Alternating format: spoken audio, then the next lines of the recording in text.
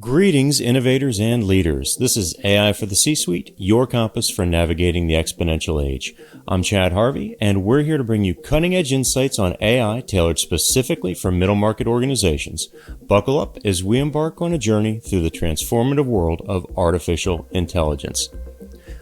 I am very excited because today's guest brings a perspective that I know and love, but we haven't had on the show before, myself excluded.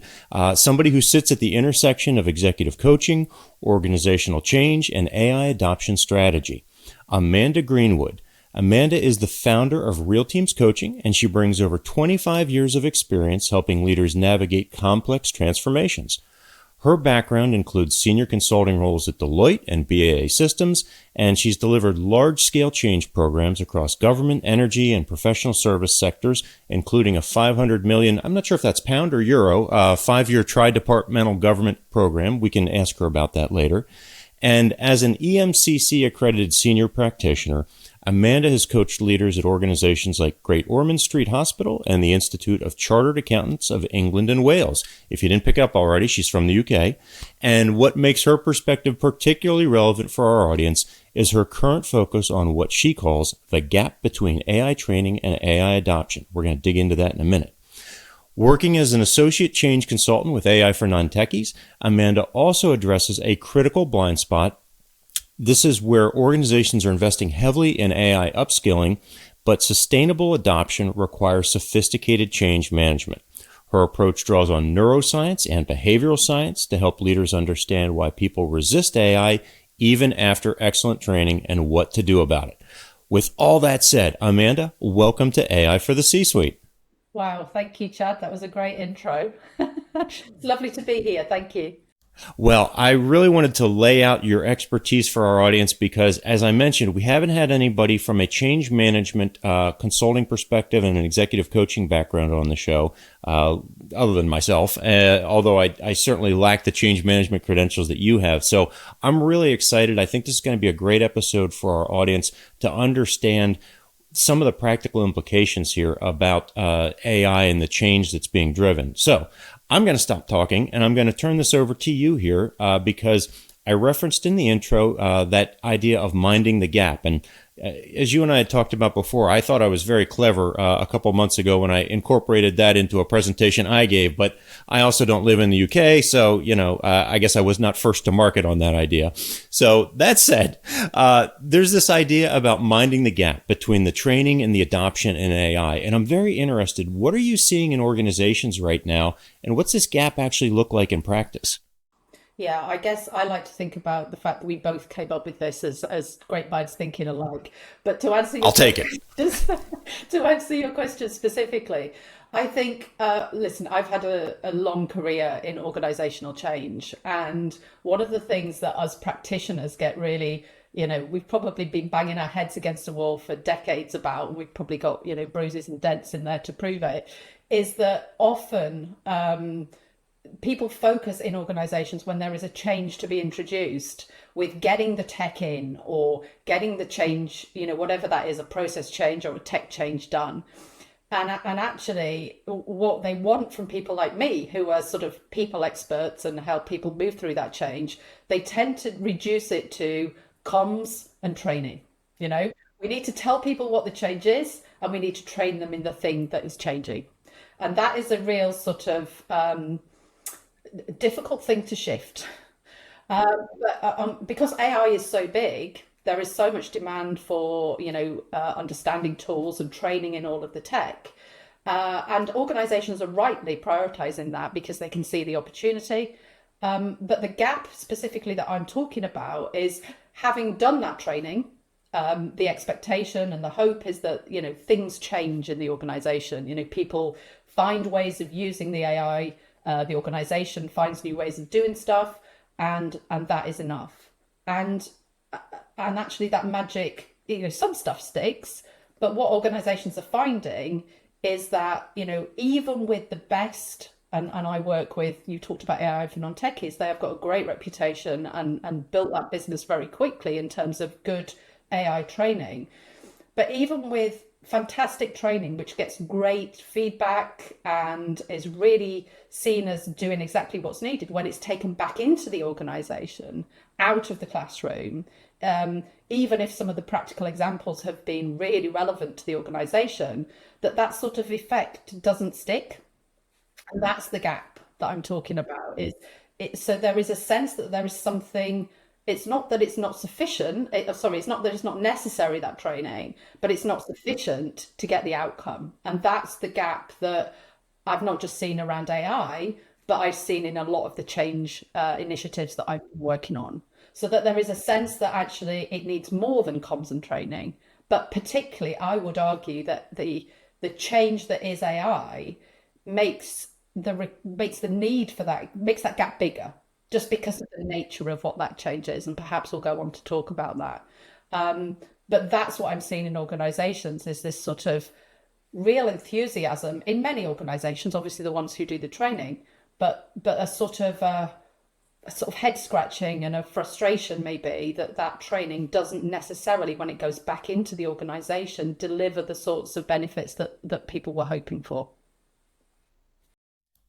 Is this, and I think your answer is probably going to be yes, but I don't want to presuppose it. Is this very, very familiar territory for you in terms of that situation that you described, where you've walked into an organization and it just hasn't stuck? Is this what you're seeing with AI very similar to some of the other initiatives that you've worked with organizations over the past? Absolutely. I mean, but it depends on the scale of, it depends on the sort of change. So what I want to say is sometimes you don't get that. And the reason is because the change is incidental to people. I often talk about the example of, AI is not just putting in a new payroll system. Most people in organizations, as long as they get paid every month, they don't really care what payroll system is being introduced. And if you're swapping one for another, it's like, well, as long as it pays me, I'm okay.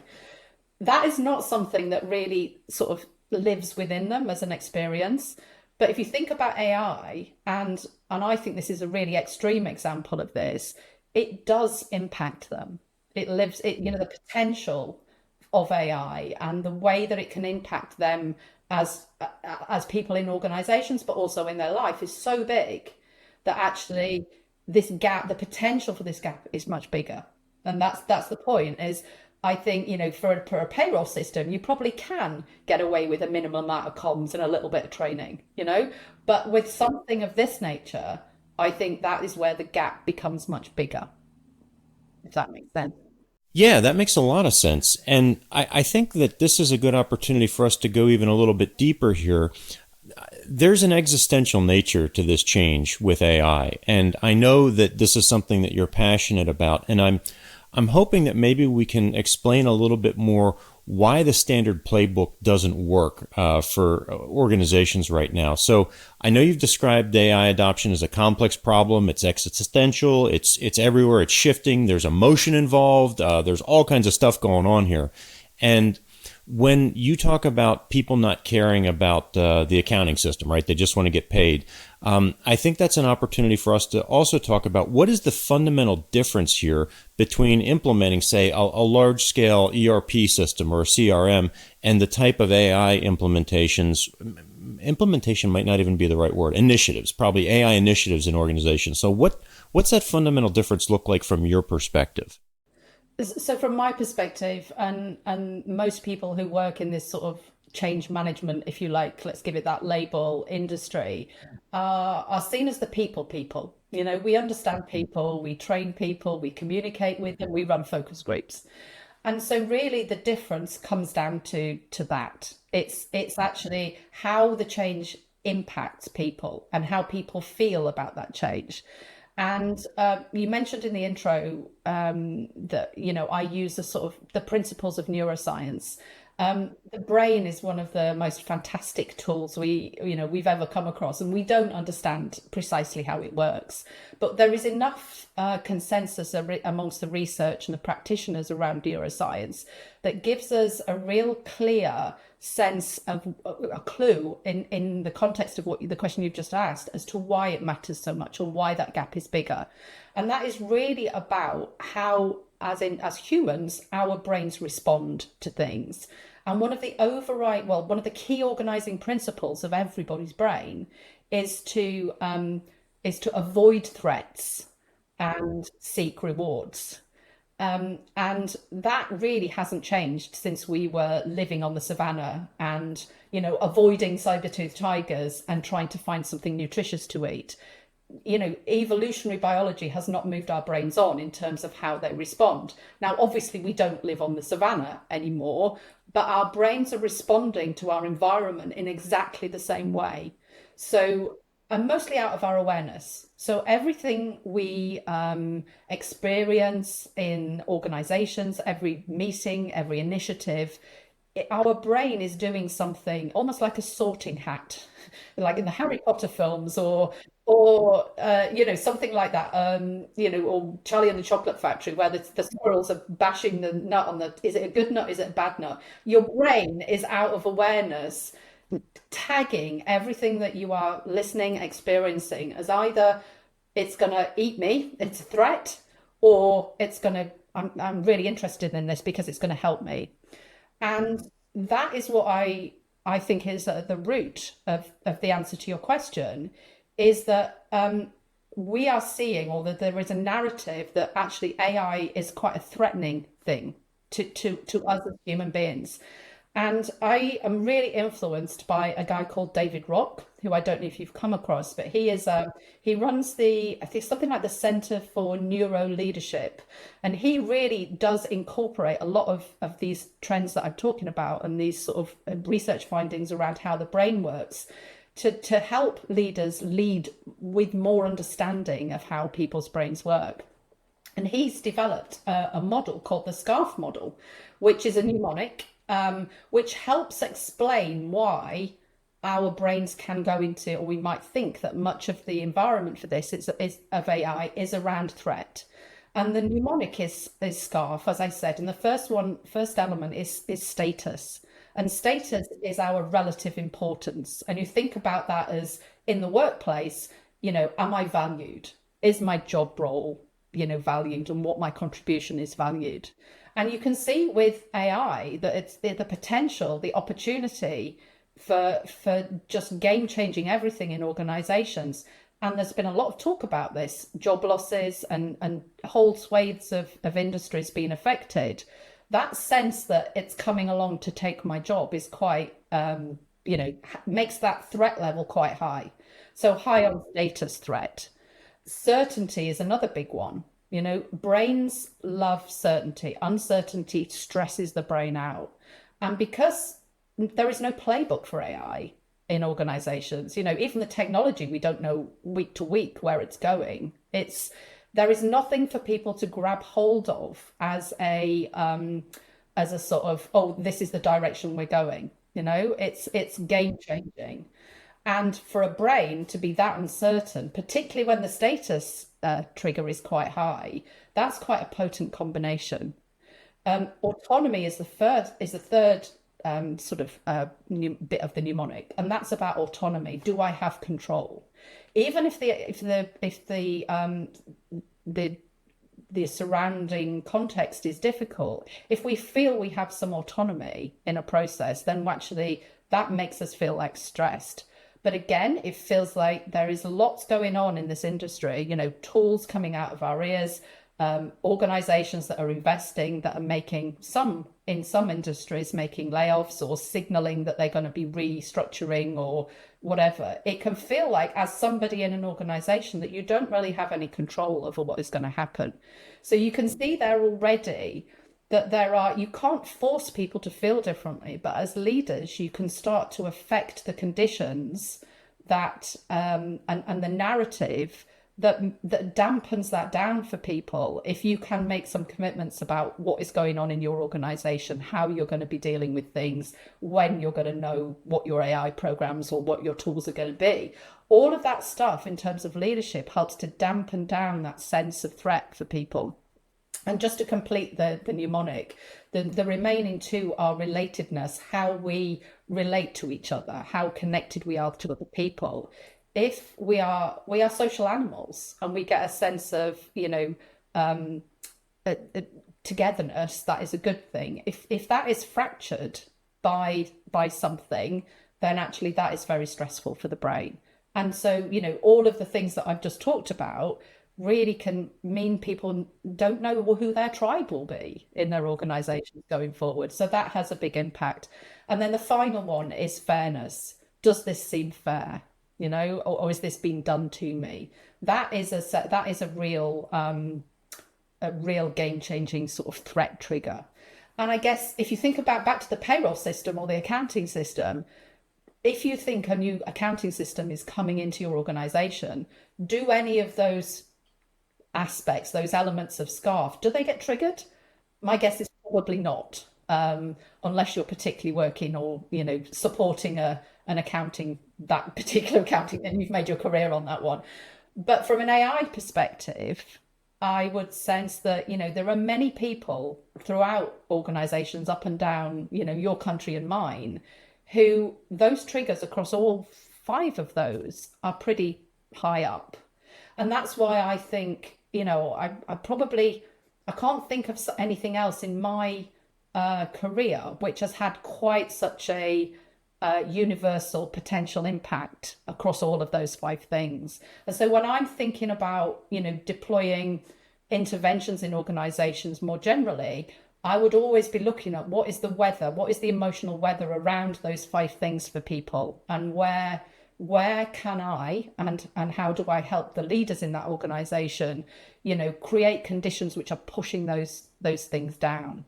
And I think that's very difficult given where we are with AI and some of the conversations and some of the things that happen in organizations. So I'm sorry, that was quite a lengthy explanation, but I really believe that an understanding of how AI impacts, or the potential impact and the narrative that is, how it can affect us emotionally, even if we're not aware of it, is really important to understanding why this gap might be as big as I think it is, and as I'm seeing in not everywhere, but in many organizations. There is no need to apologize for a long answer there. I'm really glad that you brought up the SCARF model. I know you use that a lot. And again, that status, certainty, autonomy, relatedness, and fairness.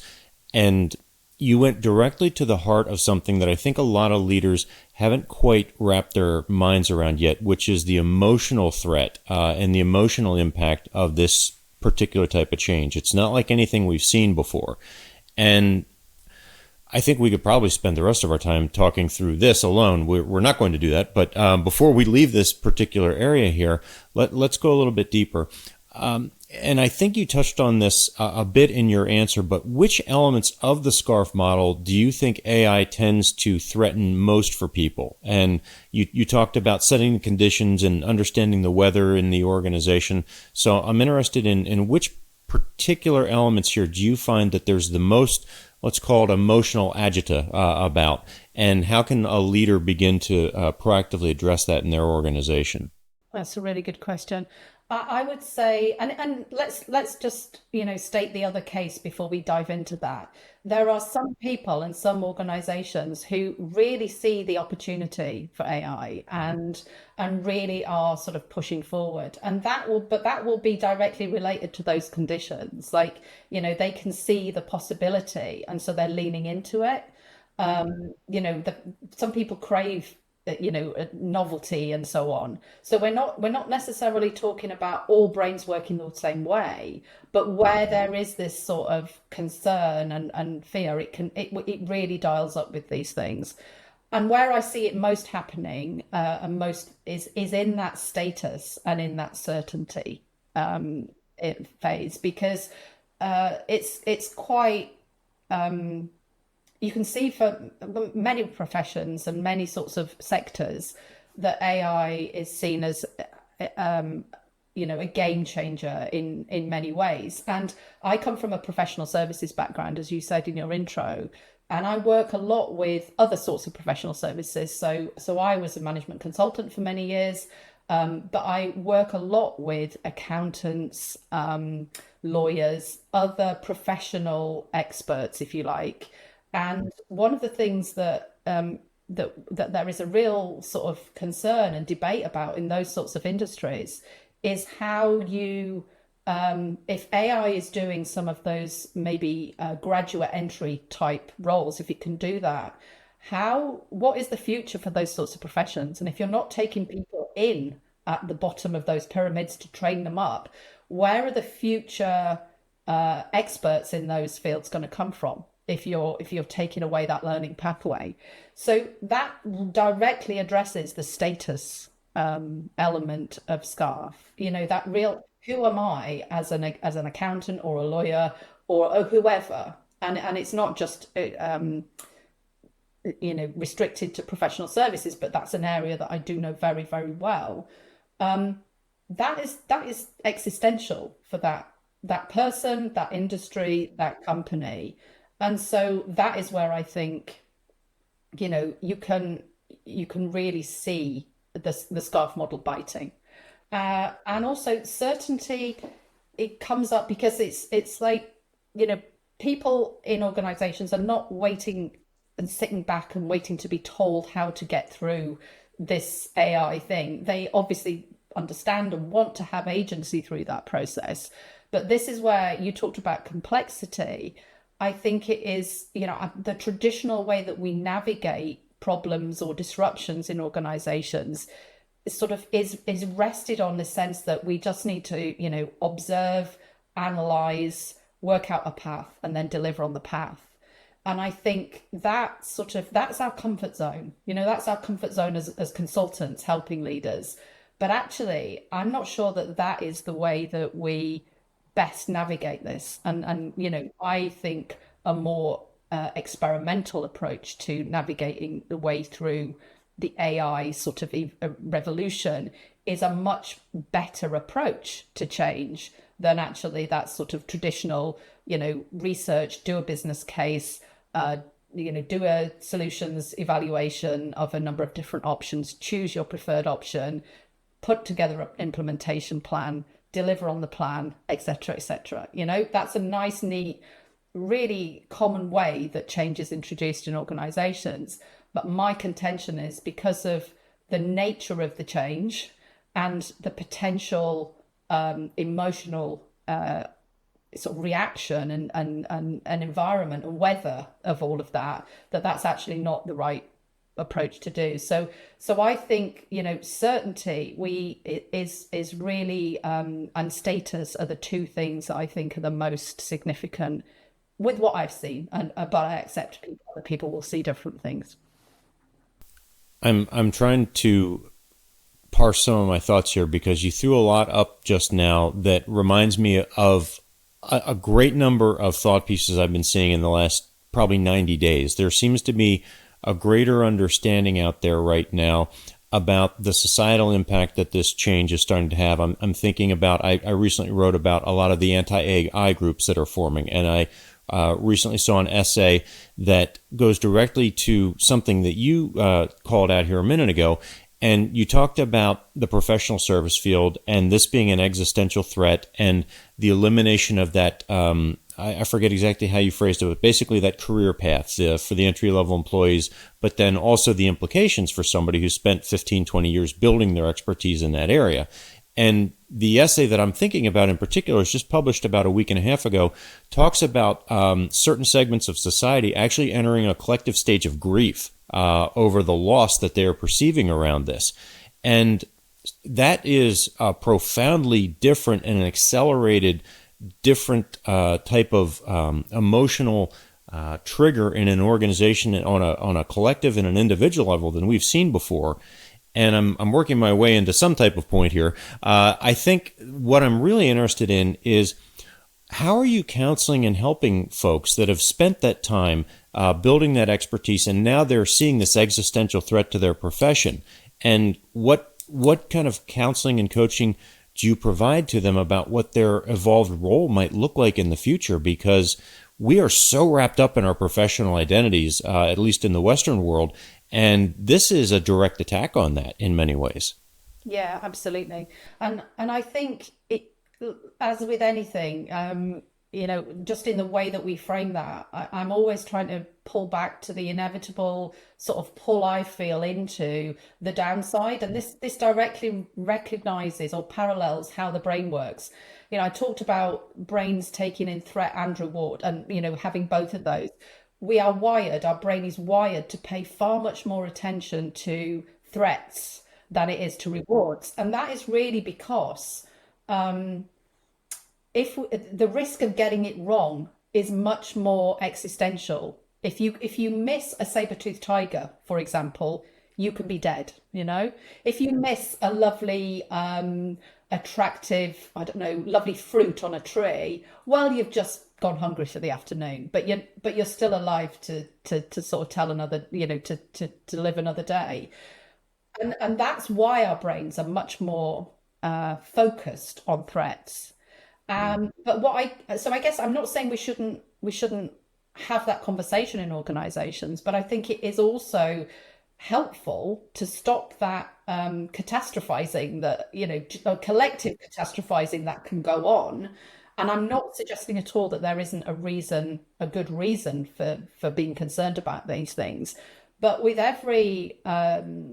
everything like this, every sort of paradigm shift or game-changing thing that comes along also provides opportunity. And I think that is the way into a lot of this, is to not to ignore the threats and the existential stuff, but to try and unlock that sense of possibility about how things change, how things can change or how things improve. And this is really about, widening the thinking and accessing more creativity, more innovation around what can be possible. So I think that's part of it. In terms of the counseling or the coaching around this, I mean, this is where leaders become absolutely, essential as role models around this, about, what is the relationship that they have with people in their organizations? Do they see them as, resources, a group of resources, and we need to get rid of X% of resources because AI is coming along? Or do they actually engage with them as those human beings that I talked about, that, people like me in change management world, sort of, that's how we see organizations full of people with feelings who have reactions and impulses around all of this stuff. And we have to work with that. Is really about, role modeling and not leaving space, paying back to that certainty thing that is so important for people. If leaders they don't have all the answers, but if they're able to say, we recognize this as a thing, we want to, make sure that whatever the changes that's coming is as good as it can be for people. We want to listen to your views. We want to, open up discussions. We want to hear from you. We're going to invest in your skills around this. One of the things that has really come out in the nuance of the different training is not just training on tools, but training and giving people basic AI literacy, because there are so many myths around what AI can and cannot do and what it's good at. And I know Heather Murray, who you referenced and who has been a previous guest on your podcast, talks a lot about the difference between understanding how to use particular tools and having basic AI literacy. And I think, that sort of role modeling around really being cognizant about how this is a human experience that people who have been in organizations for many years are feeling really uncomfortable about in many cases. Leaders having that sense of care about that, and understanding that this is quite existential for people, and modeling all of the things that will help them dial down that anxiety in people, dial down those concerns where they can, is really important. Wow. What struck me as you were going through all that is that so many folks are treating this as a math problem right now, or a problem that we can logic our way through. But I think you've really effectively made the case that this is an emotional issue that's grounded in our biology and our neurological wiring. And when that's the case, you can't logic your way through.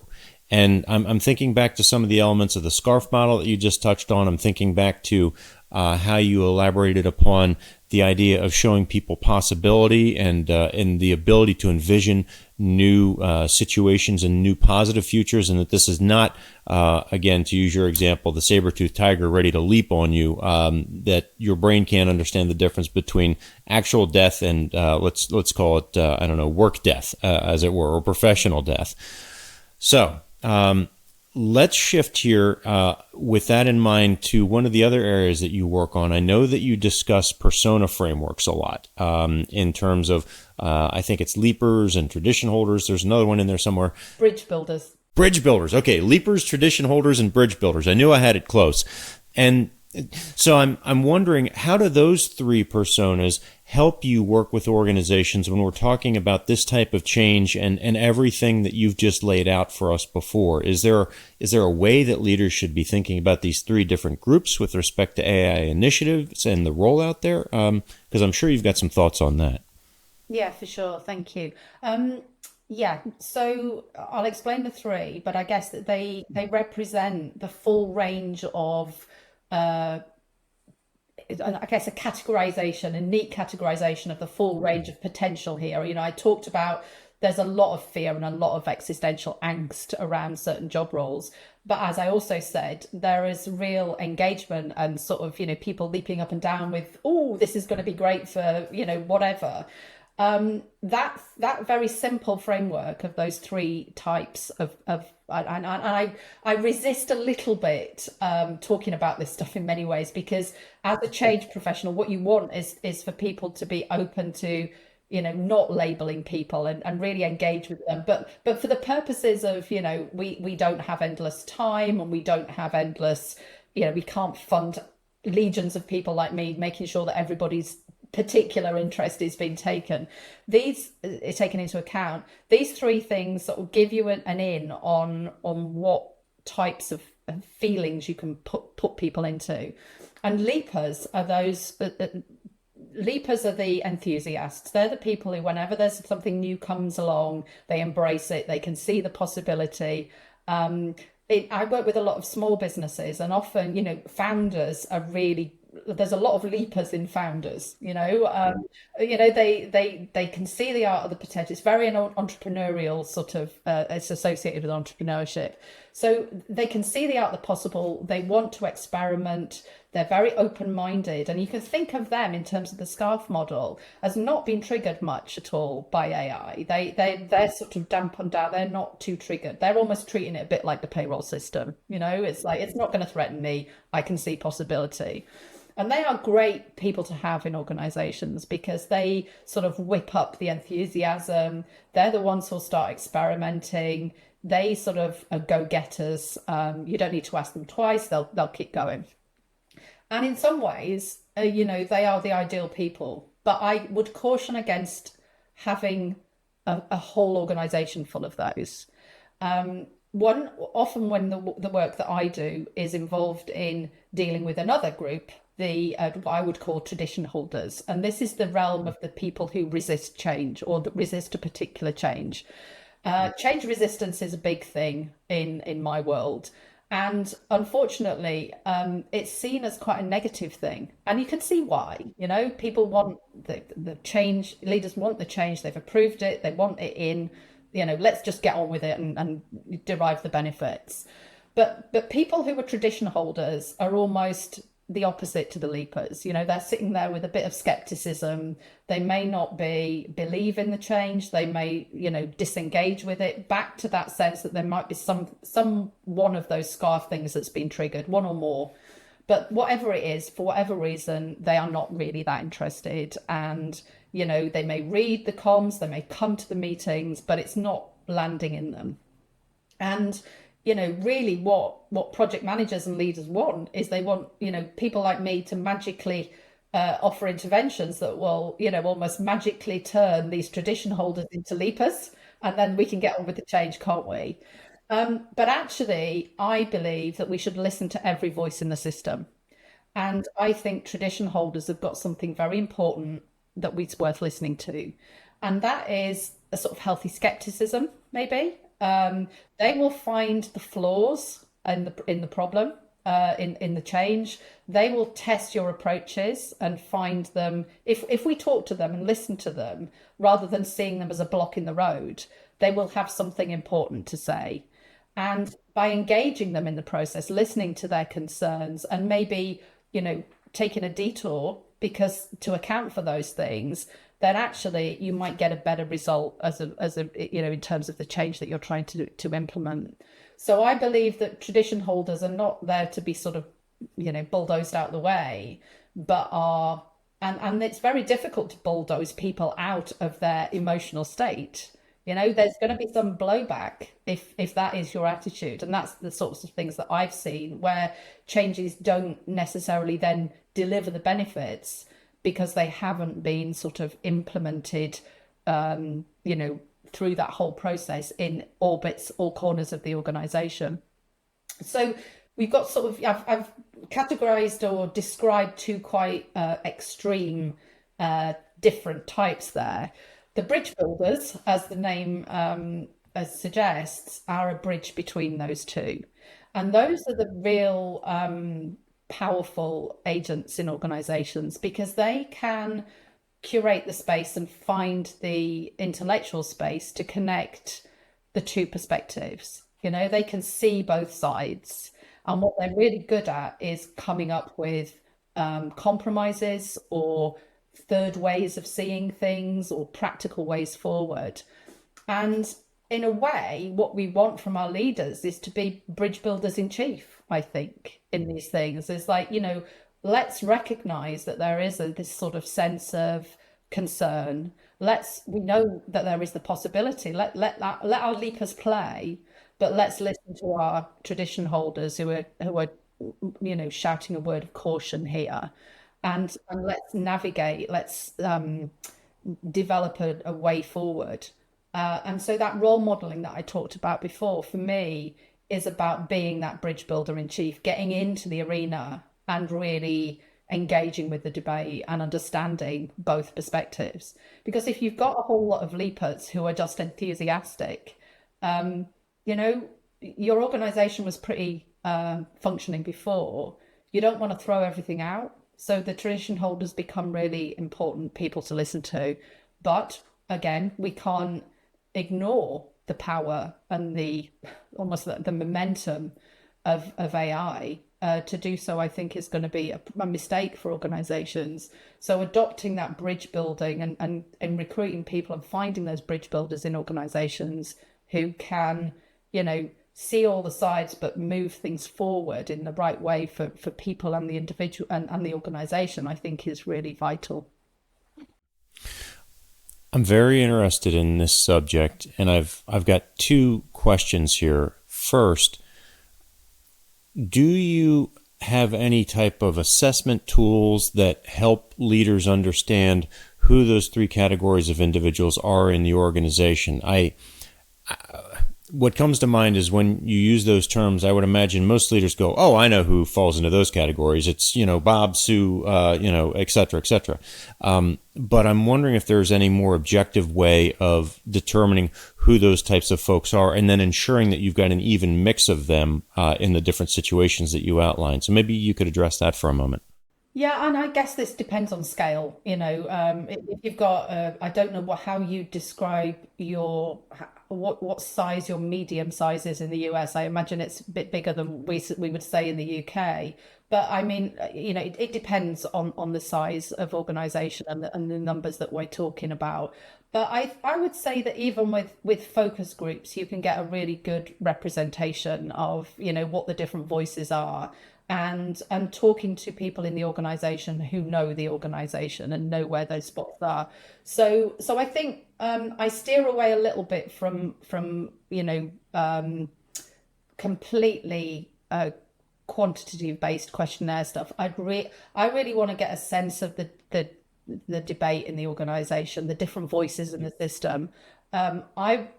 Not that means you talk to everybody, but you talk to, representative bits of the organization. So I think, doing a few focus groups in different parts of the organization, working with those themes and then trying to get a sense of of what other people who are in the organization all the time think about that sense of those things. I think you get a pretty good feeling in that case. Um, Obviously, if it's a much bigger scale, then you can try and sort of industrialize that a little bit with questionnaires and so on, or even use the tech these days. You know, there are a lot of good tech tools around sentiment analysis that it's possible to do. I guess it's this balance between depth of understanding and scale. So I would always try and do a bit of both in larger organizations. I appreciate that. I think that's a very good approach for that. And the other question I had around this subject is, and I'll pick on tradition holders, and you can tell me if I'm right or if I'm wrong here. When I think about tradition holders, I think about them being attracted to perhaps larger organizations, because when you and I had previously chatted, we talked about the fact that organizational systems really, they're designed to protect themselves, not change. And I would imagine that the larger an organization has and the more bureaucratic and more systems it has, that is fairly attractive in some ways to tradition holders. So I'm interested in your thoughts on that. Yeah, I guess it's, I don't have a perfect sample size around this, but I've mainly worked with large corporate organizations, and I would agree with that. I think that there are, if you think about people who've worked for the same employer, perhaps in the same, not necessarily exactly the same job, but the same department or the same, team for many years, um, this is building up their sense of security. Think back to the scarf model, predictability, comfort, they enjoy their job, they like the people they work with. Anything that threatens that, and there's usually more stability in bigger organizations should you choose it. I mean, people can choose to come and go as they like, but there is a sense that bigger organizations provide that stability. Then I would think absolutely yes. Compare that with some of the smaller organizations. I'm talking about very micro ones compared to maybe the ones that you are working with. But people who've got 10, 20, 30 people in their organizations, there is inevitably more change and fluidity because those organizations are, you know responding faster, they're more agile because of the nature of, they're just smaller and things move quicker. um so not that you don't get people who are resistant to change or tradition holders in those, but I think that the environment, think about this as sort of different ponds that people swim in. I would say the pond of big organizations, big corporate organizations, is generally more stable, and so you it might attract more tradition holders into that for sure. And doing change in big organizations, anybody who has spent any time doing that knows how difficult it can be at times. Yeah. Yes, indeed. And you make an excellent point about the 20, 30 person type of operations that are more nimble and they are more flexible. And I think a lot of times they are able to learn by experimentation in a way that mid-sized and larger organizations don't. They've lost that muscle memory. And it's that experimentation piece that is exactly what AI adoption is all about right now, because the value is not coming from the top, it's coming from the bottom up. So let's contextualize a little bit of that in terms of the frameworks that you've laid out and some of the approaches. How does a mid-sized company build that muscle to be more nimble like a smaller organization? Yeah, I think it's a really good question, and it's one that I think, in some of the I do a lot of speaking stuff, round table stuff, and actually that's a lot of what's going on because I think some of the early forays by bigger organizations have sort of, come and stuck or not necessarily delivered what they wanted. So that experimentation, not this is a big elephant, shall we say, and we don't say, how do you eat an elephant? Well, not all at once, that's for sure. So this is a big elephant. So and I think this is where, we're not talking about a big ERP system here and you choosing everything. It's like it can be potentially game changing. So pick one area, or set a few experiments off, bounded, and that's because, you talked about complexity. Complexity is different from complicated, and I think often in organizations, we don't really understand the difference between those two. And I think we are in an area more of complexity now. I actually think organizations are complex systems, but we almost lead and operate them as though they are complicated. And if I might be permitted a diversion just to explain what I believe is the difference between those two things. I was going to ask that. I preempted you. I think, I mean, it's a really silly example, and I haven't thought it through a metaphor. I haven't thought it through entirely, so it might break down somewhere further down. But if I was to think about, thinking about a car, I'm not a mechanic. I don't know how my car works, but I have experts who do know how it works. But I know that when I get into my car and I turn on the engine and I put it into drive, and I put my foot on the accelerator, it goes forward. That's what happens. Now, and we know that because we know what the relationship is between cause and effect of all of the bits in that, and we've been trained to use it. We've got our driver's license, so we know. Now, imagine if when I got into my car, sometimes when I turned it on and put it into drive, yes, it went forward. But in other times, even though I put it into drive, it went backwards. And there didn't seem to be no rhyme or reason to what was going on. Now, up front, I couldn't predict whether it was going to go forwards or backwards until maybe I'd done that thing, many, many, many, many times. And then all of a sudden I noticed, because of what happens, that when it went forward, it was like it was above 10 degrees in the weather. And yet when it was under 10 degrees, it went backwards. Now, no amount of expert mechanicking is going to tell me what is going on there. It's having been in the system, worked out that something weird is going on that I don't understand, but is influencing my car. And that's the difference between complexity and complicated, that there is no reliable relationship between cause and effect until you get in the system and you observe what's going on and you can start to spot patterns. And that is really, I mean, it's a very simple example, and it may be that in a couple of weeks' time I think that through properly and it doesn't quite work. But for the purposes of explaining the difference between complicated and complex in the sense that I mean it here, I think it does work, which is we don't really understand the relationship between cause and effect of all of the things that are going on in organizations, but we like to lead as though we think we do. And that's where nowhere is that more apparent than we're dealing with people. On my last project, for example, so I hear this a lot. On my last project, we did training on this and we sent messages out this and we did town halls and that was fine.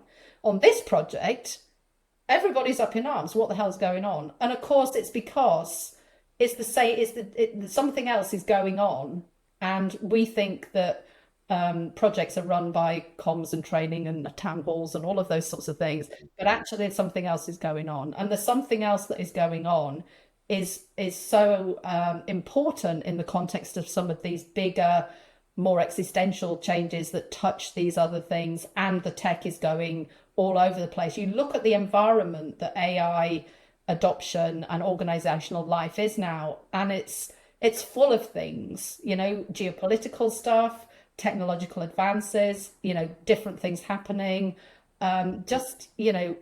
climate even, that we are in a complex environment. And I think organizations are inherently complex because they're involving humans. So when we think about how to deal with how to deal with AI, I think now more than ever, given the context, not just of AI, but the wider organizational context and political context, we are in you've heard of VUCA, and I expect BANI is another one, brittle, anxious. It's like VUCA on steroids. There are loads of those things, but it's really about, the volatility and the unpredictability and the complexity, which means that our traditional ways of doing things are sort of no longer fit for purpose. And in my view, experimentation as a way of making sense of that volatility and that uncertainty and that complexity is a much better bet for organizations. Learning small, learning as you go, iterating as you go, rather than putting all your eggs in the basket of a 2-year change project, which very well may have met its outcomes and achieved to plan and cost and all of that. But when you get to the end of that, the world looks very different, and that change is actually not the thing that you need anymore. So that is the sense of what I mean by a way forward being different, and the way of dealing with change needing to sort of almost get, I don't want to say turned on its head, but very much lead with experimentation. Think learning in organizations and how we learn is different under conditions of complexity, I think. I'm really glad that you circled your answer into that, because I couldn't agree more. I think the complexity, as well as the complication, you mentioned Bani, you mentioned VUCA. We are in an environment where the change and the nature of the complexity is coming faster, and there's more of it. So both volume as well as speed is increasing. And I don't think a lot of the traditional frameworks, if you think about, you mentioned a 2-year plan or, a 3-year plan. I remember when I first got engaged in strategic planning, I'm not going to date myself, but it's been a while. People would love to build 10-year plans. Oh my Lord, you can have a 10-year vision now, but anything that exceeds 36 months, that's just a pipe dream. So I think that your point is well made there regarding all of those different aspects here and what is necessary for organizations to succeed. As our time is starting to run to a close here, I want to use some of our remaining time to touch on a different aspect of change, something that's really personally interesting to me right now, and I think interesting to you as well. And as the AI capabilities continue to advance, there's a lot of talk around agentic AI.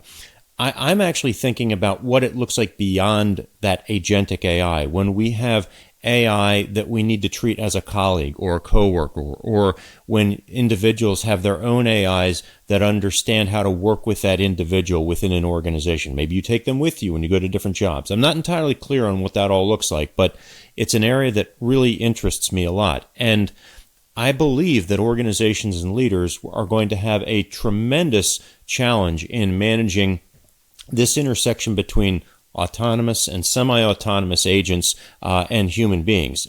Performance reviews.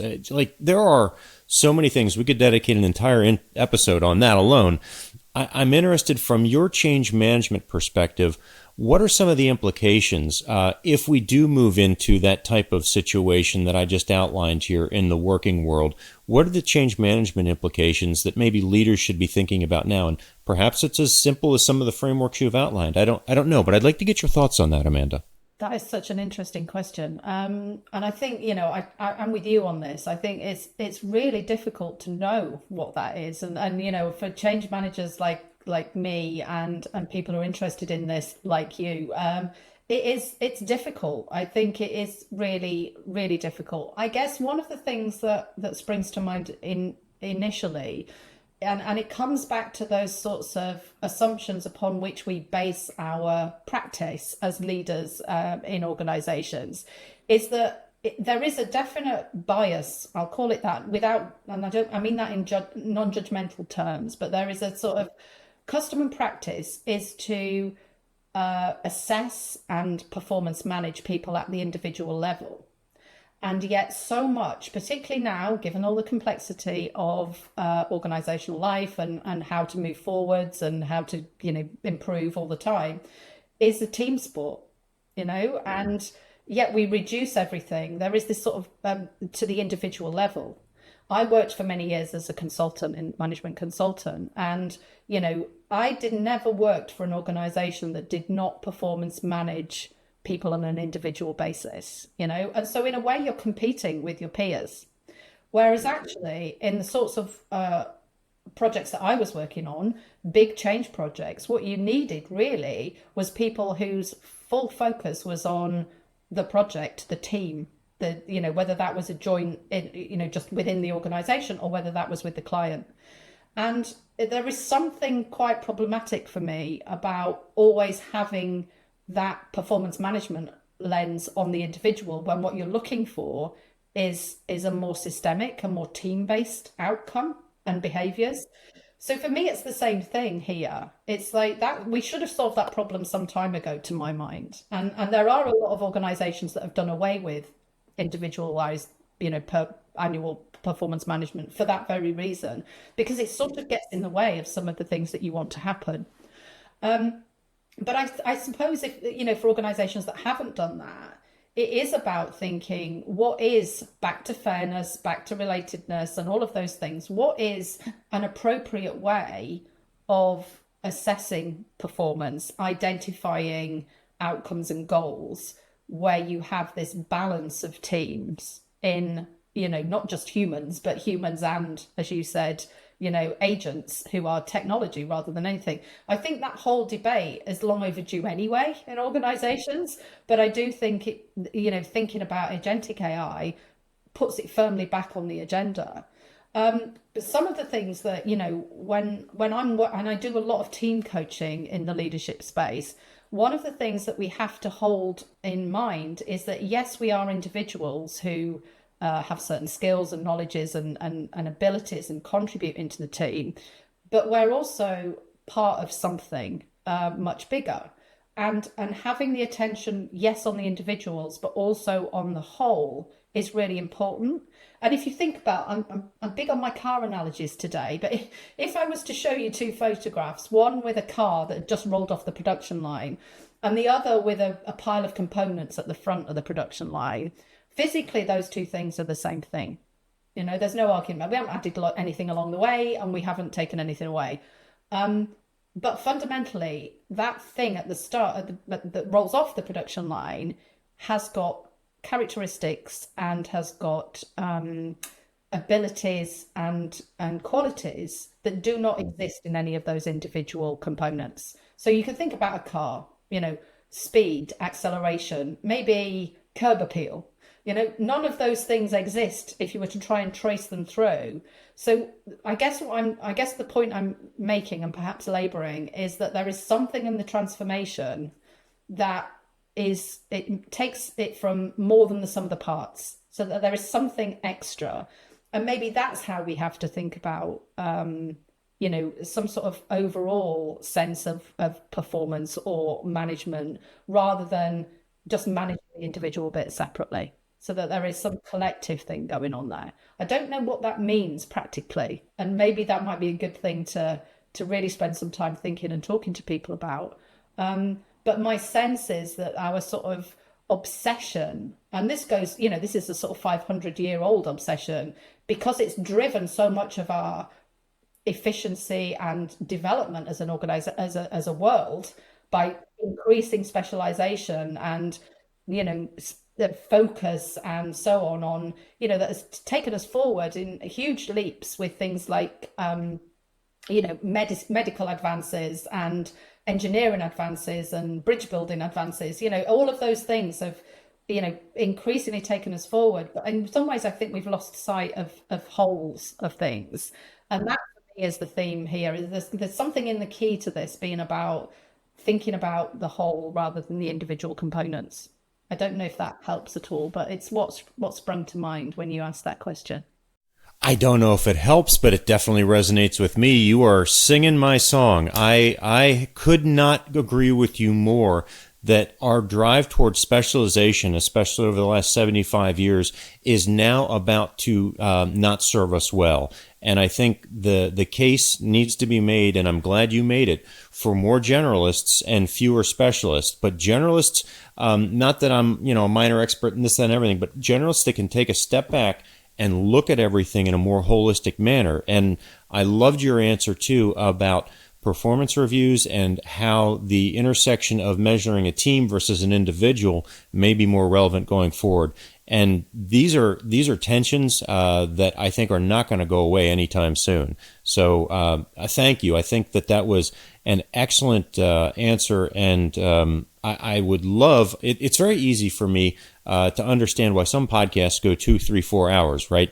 I feel like we've just scratched the surface, and I would love to keep you online for another hour or two, but I'm afraid our listeners won't tolerate that. So this seems like a natural endpoint, and perhaps I can have you back on again, because I think this intersection that you're working with humanity and technology, and the intersection of change and the need to safeguard traditions, This is really critical stuff. So I applaud the work that you're doing and your time today sharing your knowledge with us. This was just fantastic, Amanda.